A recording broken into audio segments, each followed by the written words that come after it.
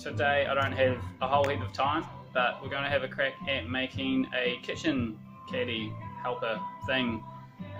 For my friends, they were saying that they wanted to have their toddler help them at the kitchen and they need something that they can step up to and be a bit secure in. So let's give it a crack. Right, so the plan is to use those 4 bits wood there for the 4 uprights, for the 4 corners, and then we'll have an outrigger step with that. I'll tidy those up and then I'll use something from over there or from over there for some steps.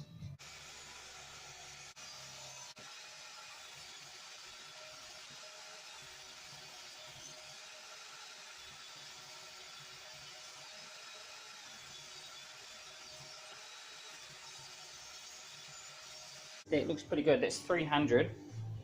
I have tiny feet, so that's about that size.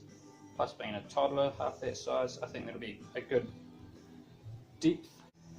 I found those bits there, they're just shy of 400, they're sitting at about 380 or something. So I'll rip those down and that'll be the width of it. Once I've got the width and depth, I can start putting it all together.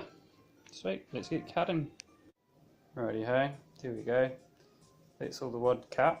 So from here we can make the frame out and we can decide how we want to make our steps and outrigger and stuff.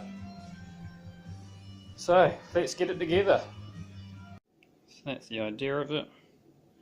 Yeah, it was a little bit warped up because of the wood, but that's okay, we should be able to straighten that out with more framing and boxing. So these will come out down here, about that high, and then we'll figure out a height for the second step around there. And we'll do that.